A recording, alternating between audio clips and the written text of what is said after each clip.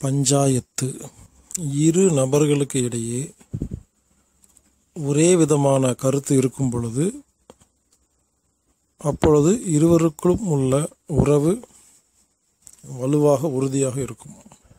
இருவருக்கும் உள்ள உறவில் விரிசல் ஏற்படுகிறது என்றால் அதற்கு அடிப்படை காரணம் மாறுபட்ட கருத்து. மாறுபட்ட கருத்தை எப்படி சரி செய்வது என்று நாம் இப்பொழுது தெளிவாக பார்க்க இருக்கிறோம்.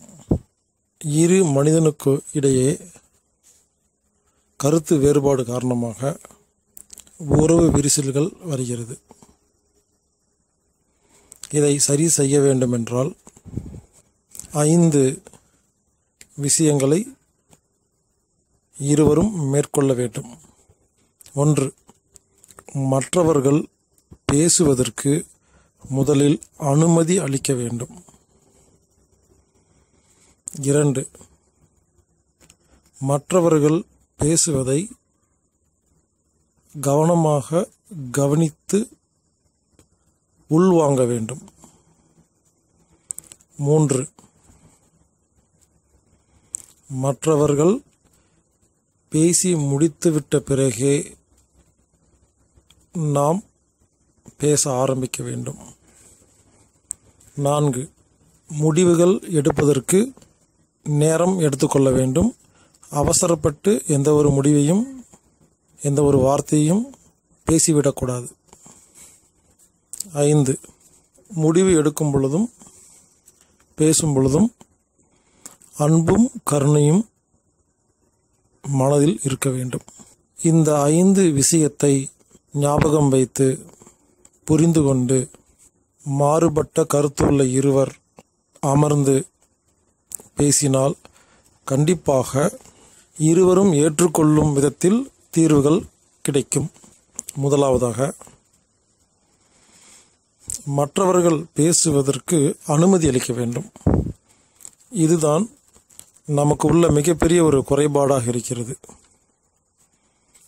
நாம் எப்பொழுதுமே நாம் சொல்வதுதான் சரி என்ற எண்ணத்துடன் மற்றவர்கள் பேசுவதை அனுமதிப்பதே கிடையாது. மற்றவர்கள் பேசுவதை அனுமதிப்பது என்பது அவர்கள் பேசுவதை ஏற்றுக்கொள்கிறோம் என்று அர்த்தம் கிடையாது என்பதை முதலில் புரிந்து கொள்ள வேண்டும். அவர் கூறும் கருத்துக்கள் ஒருவேளை தவறாக இருக்கலாம், உங்களுக்கு உடன்பாடு இல்லாமல் இருக்கலாம். இருந்தாலும் பேசுவதற்கு அனுமதி அளிக்க வேண்டும் என்பது உறவு வலுப்படுவதற்கு ஒரு மிக முக்கியமான அத்தியாவசியமான ஒரு விஷயமாக இருக்கிறது. மற்றவர்கள் பேசுவதை அனுமதிக்கும் பொழுது அவர்கள் மனதில் உள்ள கோபம், டென்ஷன், பயம், கவலை போன்றவை முதலில் வெளியே வருகிறது. எனவே பேசி முடித்தவுடன் அவர் நிம்மதி அடைகிறார். அவ்வாறு பேசுவதற்கு அனுமதி அளிக்காமல் ஒருவர் பேசும் பொழுது குறுக்கே நடுவிலே நாம் நமது கருத்துக்களை பேசும் பொழுது அவர் உங்கள் கருத்தை கேட்கவே மாட்டார். ஏனென்றால் அவர் இன்னும் பேசி முடிக்கவே இல்லை. எனவே அவர் மனது முழுவதும் நான் என்ன சொல்ல வருகிறேன் என்பதை இன்னும் முடிக்கவில்லையே என்ற எண்ணத்துடன் கவனமெல்லாம் அவர் பேசுவதிலே இருக்குமே தவிர நீங்கள் பேசுவதை கேட்பதற்கு ஒருபொழுதும் அனுமதி அளிக்காது. ஒரு மனிதன் மனதில் உள்ள மற்றவர்கள் பற்றிய ஒரு கெட்ட எண்ணம், கோபம், கவலையை நாம் அழிப்பதற்கு எந்த ஒரு காரியமும் செய்ய வேண்டிய அவசியமில்லை. அவர்களிடத்தில் தண்டனை வாங்கவும் அவசியமில்லை. அவர்கள் பேசும் பொழுது அதை நாம் கவனித்தாலே போதும், அவர்களுக்கு கோபம் தீர்ந்துவிடும். கோபம், கவலை, டென்ஷன், பயம் என்பது ஆழ்மன கெட்ட பதிவுகளால் ஏற்படுகிறது.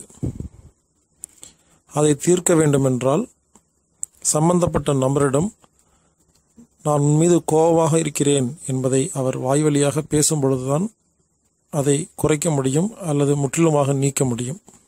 மேலும் அவர்கள் பேசுவதை கேட்கும் பொழுதுதான் அவர்கள் என்ன சொல்ல வருகிறார்கள் என்பதை நாம் கண்டுபிடிக்க முடியும். மேலும் அது அவர்களுக்கு மனதில் ஒரு மிகப்பெரிய ரிலாக்ஸ் என்கிற அமைதியை கொடுக்கும். உதாரணமாக, கண்டேன் காதலை என்ற தமிழ் சினிமா படத்தில் ஒரு நடிகை தன் காதலனை நம்பி வீட்டை விட்டு வெளியே வந்து விடுவாள். ஆனால் அந்த காதலன், இப்பொழுது இருக்கும் சூழ்நிலையில் என்னால் ஏற்றுக்கொள்ள முடியாது, நீ திரும்பி வீட்டுக்கே சென்றுவிடு என்று திருப்பி அனுப்பிவிடுவான். எனவே அந்த பெண் ஒரு கிறிஸ்துவ ஆசிரமத்தில் வேலை செய்து கொண்டிருப்பாள், வீட்டுக்கு தெரியாமல். ஏனென்றால் தன் காதலன் மேல் உள்ள கோபம் மனதில் உள்ளது.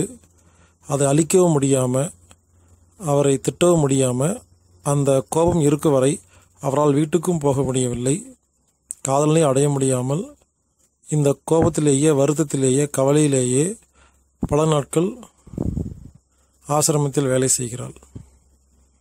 அப்பொழுது அந்த படத்தின் கதாநாயகன், நான் உனக்கு உதவி செய்கிறேன் என்று சொல்லி அந்த ஏமாற்றிய காதலன் ஃபோன் நம்பருக்கு ஃபோன் செய்து கையில் கொடுத்து திட்ட சொல்வார். இந்த நடிகையும் ஒரு 2 நிமிடங்கள் அவனை திட்டி விடுவாள். அடுத்த வினாடி அவளுக்கு மிகப்பெரிய பாரம் குறையும். அவள் முகத்தில் சந்தோஷம் தெரியும். பல நாட்களின் கோபம் இப்பொழுது எந்த ஒரு காரியமும் நடைபெறாமல் எப்படி குறைந்தது என்றால், கோபத்தை சம்பந்தப்பட்ட நபரிடம் நான் மீது கோபமாக இருக்கிறேன் என்று, ஏன் கோபமாக இருக்கிறேன் என்பதை தெரிவிப்பதன் மூலமாக நாம் நிம்மதி அடையலாம். எனவே கோபத்தை, பயத்தை, கவலையை அழிக்க வேண்டிய அவசியமில்லை. நம் மீது கோபமாக உள்ளவர்கள் பேசுவதை நாம் அனுமதிக்கும் பொழுது அந்த கோபம் மறைந்து விடுகிறது. மற்றவர்கள் பேசும் பொழுது அவர்கள் ஒரு விஷயத்தை எப்படி சொல்வது என்று தெரியாமல் எங்கேயோ ஆரம்பித்து எங்கேயோ முடிப்பார்கள். ஏனென்றால் நாம் அனைவரும் பேச்சாளர்கள் கிடையாது. சண்டை வரும் பொழுது நாம் ஏற்கனவே என்ன பேச வேண்டும் என்பதை வீட்டில் உட்கார்ந்து மனப்பாடம் செய்து கொண்டு வர முடியாது. பலருக்கு எதை முதலில் சொல்ல வேண்டும், எதை இரண்டாவது சொல்ல வேண்டும் என்று கூட தெரியாது. சிலருக்கு உணர்ச்சிகளை எந்த வார்த்தைகளில் வெளிப்படுத்த வேண்டும் என்று கூட தெரியாது. எனவே கோபத்தில், கவலையில், டென்ஷனில் மற்றவர்கள் பேசும் பொழுது அவர்களை முழுவதுமாக பேச விடுவதுதான் மிகச்சிறந்த ஒரு வழி. எனவே முதல் தீர்வு, மற்றவர்கள் பேசும் பொழுது அதை அனுமதியுங்கள். இரண்டாவதாக, மற்றவர்கள் பேசும் பொழுது அதை கவனியுங்கள். மற்றவர்கள் பேசுவதை, வார்த்தைகளை, கண்களை, அவர் உடல் அசைவை நாம் கவனிக்கும் பொழுது அவரது உணர்ச்சிகள், ஃபீலிங்ஸ் எனப்படும் உணர்ச்சிகள் நமக்கு தெரிய வரும். மேலும் நாம் அவர் இடத்திலிருந்து இந்த சிக்கலை யோசிக்க முடியும். எனவே இருவருக்கு மாறுபட்ட கருத்துக்கள் இருக்கும் பொழுது, மற்றவர்கள் பேசும் பொழுது ஒவ்வொரு வார்த்தையும் கவனிக்க வேண்டும். அந்த நேரத்தில் நாம் அருகிலுள்ள டிவியையோ, பத்திரிகையையோ அல்லது வேறு ஏதாவது விஷயத்திலேயோ நமது கவனம் திரும்பும் பொழுது, ஒன்று நமக்கு மற்றவரின் அந்த உணர்ச்சிகள் புரியாமல் போக வாய்ப்புள்ளது. இரண்டாவது, நம் மீது கோபப்பட்டு பேசிக்கொண்டிருக்கும் ஒரு நபர் மேலும் கோபம் அதிகரிக்க வாய்ப்புள்ளது. நான் இவ்வளவு சீரியஸாக பேசிக்கொண்டிருக்கும் பொழுது உன்னால் எப்படி டிவி பார்க்க முடிகிறது, அப்பொழுது என் மீது அக்கறை இல்லையா என்று நினைக்கும் பொழுது அவர்கள் கோபம் அதிகமாக வாய்ப்புள்ளது. எனவே மற்றவர்கள் பேசும் பொழுது கவனிப்பது என்பது ஒரு முக்கியமான ஒரு விஷயம். அதே சமயத்தில் அவர்கள் திடீரென கேள்விகள் கேட்க வாய்ப்புள்ளது. அவர்கள் கேள்வி கேட்கும் பொழுது ஒரே வார்த்தையில் பதில் சொல்லி மீண்டும் அவர்களை பேசுவதற்கு அனுமதித்தால் அவர்களின் கோபம், கவலை சீக்கிரமாக குறையும். அதை விட்டுவிட்டு பிறர் நம்மிடம் பேசிக்கொண்டிருக்கும் பொழுது, முக்கியமான விஷயங்கள் பேசிக்கொண்டிருக்கும் பொழுது மீண்டும் இன்னொரு முறை சொல்லுங்கள் pardon, excuse me, once more, sorry, இது போன்ற வார்த்தைகளை கூறி திரும்ப கேட்கும் பொழுது அவர்களுக்கு கோபம் அதிகரிக்க வாய்ப்புள்ளது. எனவே மற்றவர்கள் பேசும் பொழுது நாம் கவனமாக கவனிக்க வேண்டும். திரும்ப இன்னொரு முறை கூறுங்கள் என்று எக்காரணத்து கொண்டும் கூறக்கூடாது. எனவே இரண்டாவது விதி, மற்றவர்கள் பேசும் பொழுது அதை நாம் கவனிக்க வேண்டும். 3, எதிரில் உள்ளவர் முழுவதுமாக பேசி முடித்த பிறகே நாம் பேச ஆரம்பிக்க வேண்டும். வாக்கி டாக்கி என்ற ஒரு பொருளின் மூலமாக நாம் பேசுவதை பார்த்திருப்போம். அந்த வாக்கி டாக்கியில் ஒருவர் பட்டனை அழுத்தி பேசும் பொழுது எதிரில் உள்ளவர் கேட்டுக்கொண்டு மட்டும்தான் இருக்க முடியும். இவர் எப்பொழுது பேசி முடித்துவிட்டு ஓவர் என்று சொல்லி கையை எடுக்கிறாரோ அதன் பிறகுதான் எதிரில் இருப்பவர் அவர் பட்டனை அழுத்தி அவர் பேச ஆரம்பிப்பார். மீண்டும் அவர் ஓவர் என்று சொல்லி முடித்தவுடன் இவர் மீண்டும் பேச ஆரம்பிப்பார். இந்த முறையை பயன்படுத்த வேண்டும். ஒருவர் பேசிக்கொண்டிருக்கும் பொழுது அவர் நான் முடித்து விட்டேன், ஓவர் என்று வார்த்தையால் சொல்ல வேண்டிய அவசியமில்லை. அவரது வார்த்தைகள், கண்கள், உடல் அமைப்பை பார்த்து அவர் பேசி முடித்து விட்டார் என்று முடிவு செய்த பிறகு நாம் அவர் கூறிய கருத்துக்களை நேரடியாகவோ மறைமுகமாகவோ எதிர்த்தோ அல்லது ஒற்றுக்கொண்டோ பேசலாம். ஆனால் எதிரில் உள்ளவர்கள் முழுமையாக பேசி முடித்த பின்னரே நாம் ஆரம்பிக்க வேண்டும். சிலர் ஒரே தொடர்ச்சியாக பேசி முடித்து விடுவார்கள். சிலர் பேசி முடித்து அரை நிமிடம் ஓய்வெடுத்து மீண்டும் தொடர்ந்து பேசி மீண்டும் அரை நிமிடம் அல்லது 1 நிமிடம் ஓய்வெடுத்து 2 முறை 3 முறை கூட அவர்கள் பேசுவார்கள். எனவே அவர்கள் நிறுத்திவிட்டார்கள் என்பதற்காக முடித்துவிட்டார்கள் என்று நாம் எண்ணிக்கொள்ளாமல் அவர் உண்மையிலேயே பேசி முடித்து விட்டாரா என்பதை கவனிக்க வேண்டும். எப்பொழுது ஒருவர் தான் சொல்ல வேண்டிய அனைத்து கருத்துக்களையும் சொல்லி முடித்து விட்டாரோ அதுவே அவருக்கு மிகப்பெரிய ஒரு மன நிம்மதியை கொடுக்கும். நீங்கள் திரும்ப பதில் சொல்ல வேண்டிய அவசியம் கூட கிடையாது என்பதை புரிந்து கொள்ளுங்கள். எனவே 3வது விஷயமாக, மற்றவர்கள் பேசி முடிக்கும் வரை நாம் வாயை திறக்கக்கூடாது. 4வது, முடிவு எடுப்பதற்கு கால அவகாசம் கொடுங்கள். அனைத்து மனிதனுக்கும் வரும் கவலை, கோபம், டென்ஷன், பிரச்சனைகளுக்கு ஒரே ஒரு காரணம், அவசர முடிவுதான். நீங்கள் உங்கள் வாழ்க்கையில் ஏற்கனவே எடுத்த அவசரமான முடிவுகளை எப்பொழுது யோசித்து பார்க்கிறீர்களோ அப்பொழுது வெட்கமாக இருக்கும், கவலையாக இருக்கும், கோபம் வரும்.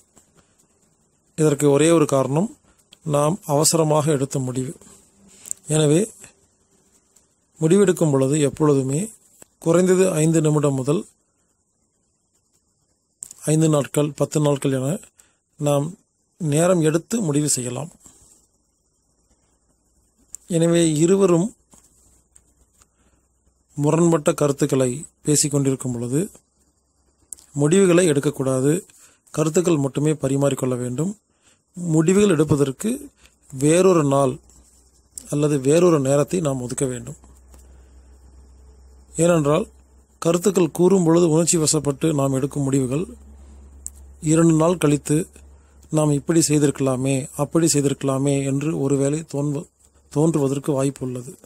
காலம் அவகாசம் கொடுக்கும் பொழுது நமது புத்தி நல்லது கெட்டது ஆராய்ச்சி செய்கிறது. கால அவகாசம் கொடுக்காத பொழுது நமது மனம் பிடித்தது பிடிக்காது என்று முடிவு செய்து அவசரப்பட்டு முடிவெடுத்து விடுகிறது. எனவே முடிவுகள் எடுப்பதற்கு கால அவகாசம் கண்டிப்பாக கொடுக்க வேண்டும். உதாரணமாக, சில நாட்களுக்கு முன்னால் என்னிடம் ஒரு நண்பர் தொலைபேசியில் தொடர்பு கொண்டு, நான் ஒரு சித்தரின் கருத்தரங்குக்கு சென்றிருந்தேன், அந்த கருத்தரங்கில் உங்களை பற்றி அவர் மேடையில் தவறாக பேசிக்கொண்டிருந்தார் இந்த ஈலர் பாஸ்கர் மருந்தில்லாமல் எல்லா நோயும் குணமாகும் என்று தவறாக கூறிக்கொண்டிருக்கிறார். அப்பொழுது சித்தர்கள் எல்லாம் மூலிகளை கண்டுபிடித்து வைத்திருக்கிறார்கள், மூலிகை வைத்தியங்களை கண்டுபிடித்து வைத்திருக்கிறார்கள். அவர்கள் என்ன முட்டாளா? அதனால் அவர் சொல்வதை கேட்க வேண்டாம், நான் உங்களுக்கு மூலிகை கொடுக்கிறேன் என்று அவர் மூலிகை விற்று கொண்டிருந்தார். இந்த விஷயத்தை எனக்கு தொலைபேசியில் ஒரு நண்பர் கூறினார். நான் அவர் தொலைபேசியை கட் செய்த அடுத்த வினாடியே அந்த சித்தருக்கு நான் ஃபோன் செய்து அவரிடம் சண்டை போட்டேன். ஆனால் அதன் பிறகு ஒரு அரை மணி நேரம் கழித்து நான் யோசித்தேன், நான் அவரை கூப்பிட்டு சண்டை போட்டிருக்கக்கூடாது என்று எனக்கு புரிந்தது. ஒருவேளை நான் ஒரு 1/4 மணி நேரம் பொறுமையாக இருந்திருந்தால் எனது புத்தி வேலை செய்து அவரையே நான் கூப்பிட்டு சண்டை போட வேண்டும் என்று முடிவு செய்திருப்பேன்.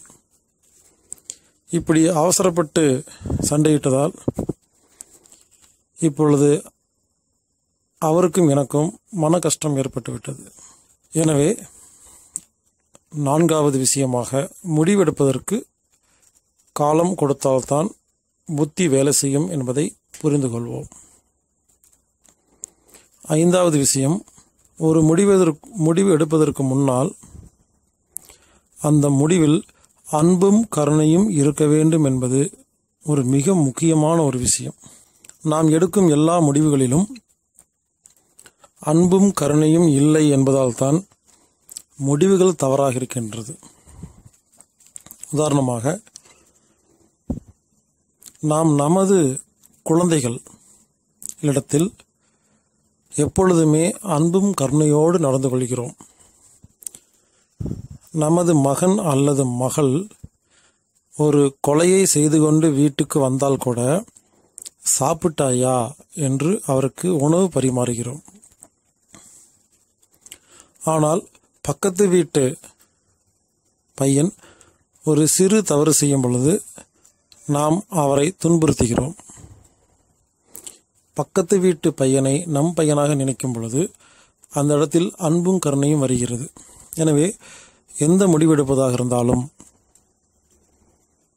அவர் நம் வீட்டு அண்ணன், தம்பி, மாமா, மச்சான் என்று யோசித்து அன்போடு கருணையோடு முடிவெடுக்கும் பொழுது அந்த முடிவு நல்ல முடிவாக இருக்கிறது. மேலும் இந்த உலகத்தில் யாரும் ரொம்ப காலம் வாழப்போவதில்லை. ஏற்கனவே நல்ல காரியம் செய்த அனைவரும் மற்றும் கெட்ட காரியம் செய்த அனைவரும் மண்ணுக்குள்ளே போய்விட்டார்கள். இந்த விஷயத்தை புரிந்து கொண்டு அன்பும் கருணையோடு ஒரு முடிவெடுக்கும் பொழுது அந்த முடிவு தெளிவாக இருக்கிறது. எனவே இருவருக்கும் மாறுபட்ட கருத்து இருக்கும் பொழுது, அது கணவன் மனைவியாக இருக்கலாம், அப்பா மகனாக இருக்கலாம், நண்பர்களாக இருக்கலாம், முதலாளி தொழிலாளர்கள் இருக்கலாம், யாராக இருந்தாலும் இனிமேல் நாம் கூறியது போல முதலில் மற்றவர்களை பேச அனுமதிக்க வேண்டும். மற்றவர்கள் பேசுவதை உன்னிப்பாக கவனிக்க வேண்டும். மற்றவர்கள் பேசி முடித்த பிறகுதான் நாம் பேச வேண்டும். முடிவெடுப்பதற்கு காலம் எடுத்துக்கொள்ள வேண்டும்.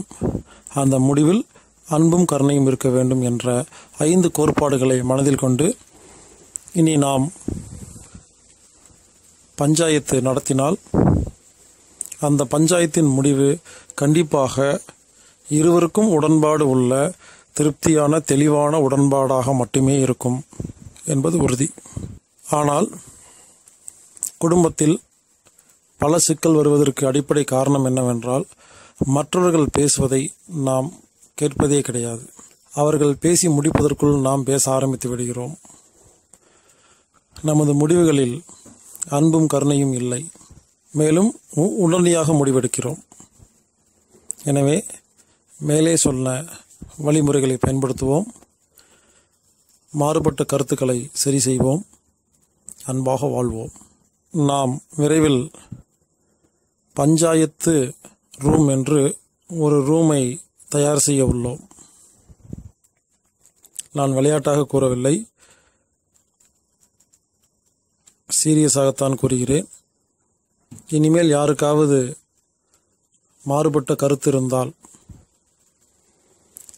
அவர்களுக்கென்று ஒரு பிரத்யேகமான ஒரு அறை தயார் செய்ய உள்ளோம். அந்த அறையில் நடுவே கண்ணாடியில் மறைக்கப்பட்டிருக்கும் ஒரு அறையை 2ஆக பிரித்து இருப்போம். இப்படி பிரிக்கப்பட்ட தனித்தனி அறையில் மாறுபட்ட கருத்துள்ள இருவரும் தனித்தனி அறையில் அமர்ந்து கொள்ள வேண்டும். இருவரின் முகம் கண்ணாடி வழியாக தெளிவாக தெரியும். ஆனால் இவர் பேசினால் அவருக்கு கேட்காது, அவர் பேசினால் இவருக்கு கேட்காது. அதற்காக வாக்கி டாக்கி ஏற்பாடு செய்திருப்போம். ஒருவரிடம் உள்ள வாக்கி டாக்கியை பட்டனை அழுத்தி அவர் பேசினால் மற்றவருக்கு கேட்கும். இவர் எப்பொழுது பட்டனிலிருந்து கையை எடுக்கிறாரோ அப்பொழுதுதான் எதிரிலுள்ளவர் பேச முடியும். எனவே ஒருவன் தான் சொல்ல வேண்டிய கருத்து அனைத்தையும் அந்த பட்டனை அழுத்தி விட்டு பேசிக்கொண்டே இருப்பார். இவருக்கு எப்பொழுது நான் சொல்ல வேண்டிய கருத்துக்கள் அனைத்தையும் சொல்லி முடித்து விட்டாரோ அதுவரை எதிரில் உள்ளவர் கேட்டுக்கொண்டிருக்க வேண்டும். தேவைப்பட்டால் ஒரு பேப்பர் எடுத்து இவர் பேசுவதற்கான நேரம் வரும்பொழுது பேச வேண்டிய விஷயங்களை குறித்து கொள்ளலாம்.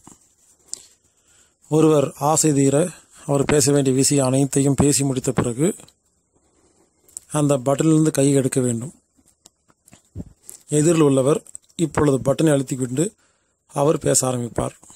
தேவைப்பட்டால் அவர் சில நேரம் எடுத்து யோசித்து தெளிவாக பேசலாம். உடனே பேச வேண்டும் என்ற அவசியம் கூட கிடையாது. அவர் பேசும் வரை இவர் கேட்க வேண்டும், பிறகு இவர் பேச வேண்டும். இப்படி இருவரும் தனக்குள்ள கருத்துக்களை, சிந்தனைகளை, கோபத்தை, கவலைகளை மாற்றி மாற்றி பேசும் பொழுது முதலில் இருவரது மனதும் தூய்மையாக்கப்படுகிறது. பின்னர் யோசிக்கும் பொழுது சரியான முடிவு எடுக்க முடிகிறது. இப்படி இருவரும் பேசும் பொழுது அந்த அறையில் அட்டாச் பாத்ரூம் இருக்கும். அந்த வாக்கி டாக்கி மைக் ஸ்பீக்கர் நல்ல குவாலிட்டியாக இருக்கும். சவுண்டு ப்ரூஃபாக இருக்கும். இருவரும் பேசும் வசனங்கள் பிரைவசி எனப்படும் தனிப்பட்ட சொந்த கருத்துக்கள் என்பதால் அது வேறு யாரும் கேட்காத அளவுக்கு ஏற்பாடுகள் செய்யப்பட்டிருக்கும். தேவைப்பட்டால் குடிப்பதற்கு குடிநீர், டீ, காஃபி, கூல்ட்ரிங்க்ஸ் அனைத்தும் வைக்கப்பட்டிருக்கும். ஆனால் மதுபானங்கள், சிகரெட், பீடி போன்றவை கொடுக்கப்படாது. ஏனென்றால் அதை பயன்படுத்தி பேசும் பொழுது அது சரியான பேச்சாக இருக்காது. ஒருவர் ஓவர் என்று கூறிய பிறகுதான் மற்றவர்கள் பேச முடியும். இந்த மாதிரி ஒரு அறையை தயார் செய்து அதை மக்களுக்கு அறிமுகப்படுத்தப் போகிறோம். அந்த அறையில் நீங்கள் வந்து உங்கள் பஞ்சாயத்தை நடத்தி கொள்ளலாம். எனவே இனிமேல் இருவருக்கும் உள்ள கருத்து முரண்பாடுகளை நாம் கூறிய இந்த வழிமுறைகள் மூலமாக சரி செய்து கொண்டால் இனிமேல் உலகில் நமக்கு நண்பர்கள் மட்டுமே இருப்பார்கள். பஞ்சாயத்து செய்வோம், ஆரோக்கியமாக வாழ்வோம், நிம்மதியாக வாழ்வோம். வாழ்க வையகம், வாழ்க வையகம். மேலும் விவரங்களுக்கு ஃபோன் மூலமாக தொடர்பு கொள்றதா இருந்தால் இந்தியா ஹெட் ஆஃபீஸ் நம்பர் +91 9944221007. இன்னொரு நம்பர் 9842452508. இமெயில் மூலமாக கான்டாக்ட் பண்ணுறதா இருந்தால் anatomictreatment@gmail.com. ANATOMICTREATMENT@gmail.com. இல்லைன்னா healerbhaskar@gmail.com. HEALERBASKAR@gmail.com. anatomictherapy.org அப்படிங்கிற வெப்சைட்லேயோ anatomictherapyfoundation.com அப்படிங்கிற வெப்சைட்லேயோ நீங்கள் எல்லா விஷயங்களையும் தெரிஞ்சுக்கலாம்.